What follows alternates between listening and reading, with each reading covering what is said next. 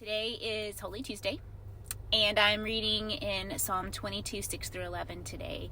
And I can't wait to share with you what I came across about a year ago when I studied this psalm about that word worm. It is fascinating, so I'm going to share that with you in just a minute. But the passage begins by David saying, "But I am a worm and not a man, despised by mankind and the people." And he talks about how they're saying things like, well, if he trusts God, let God deliver him. Let God rescue him. And we saw that in the last 5 verses where he mentions 3 times the word trust. And he goes back and he remembers how God led his people out and rescued his people. And so he talks about his father's trusting in him and that he puts his trust in him. And really, it's that struggle that we have, battling where we're at in our circumstances and how that makes us see things and then are trusting in God in the midst of that.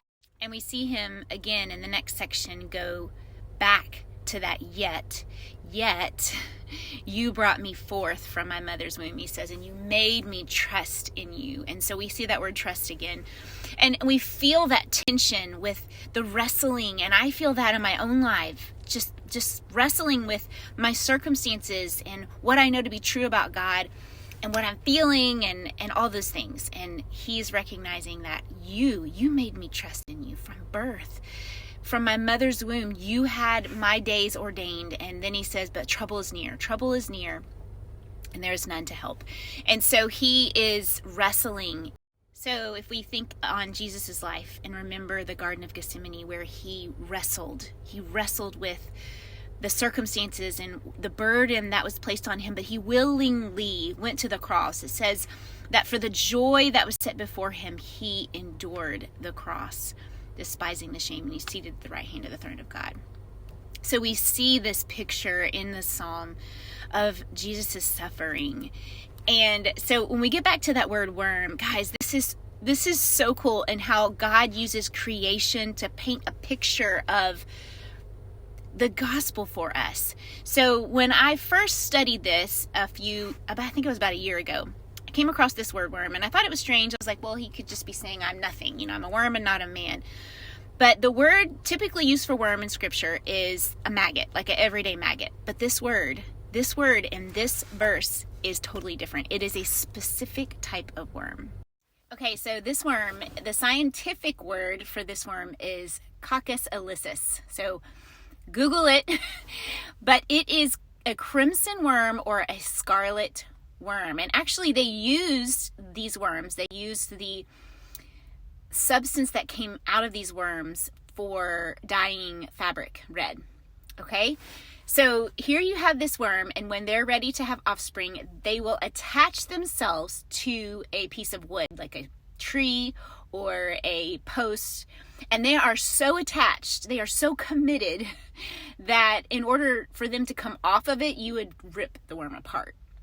So they attach themselves to this tree. Then they have offspring, and the offspring are like underneath their body. And when the offspring hatch, they begin to eat the flesh of the worm. And so when that happens, the worm releases the substance that stains the offspring red. It stains them crimson red. And then the worm will die and fall off of the tree, and it will turn white. So there are so many connections as we think about this and what Christ accomplished on the cross. He was committed. He was not going to come down off of that cross. He was committed to following through to fulfill everything. But not only that, his blood cleanses us, and we are stained by his blood because he sacrificed himself and died in our place. So I just love how God uses things in creation to paint a picture for us of what Christ accomplished on the cross. And when I came across this word a year or so ago, I was blown away. I was just blown away. And so look it up. It's fascinating. And I love this picture of how Jesus was fully committed to the cross to fulfill and justify us so that he would appease God's justice and his holiness in the cross, because we could never do that for ourselves. And so it's a beautiful picture, and I love that about this word. And so it made me excited to be able to share this with you, because I love finding little nuggets like that.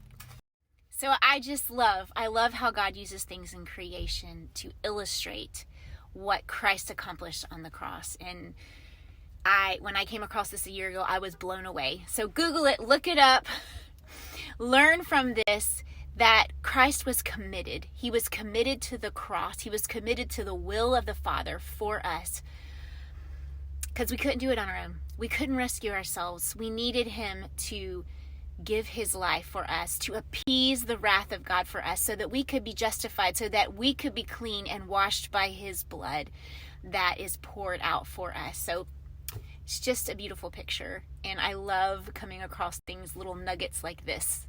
So good.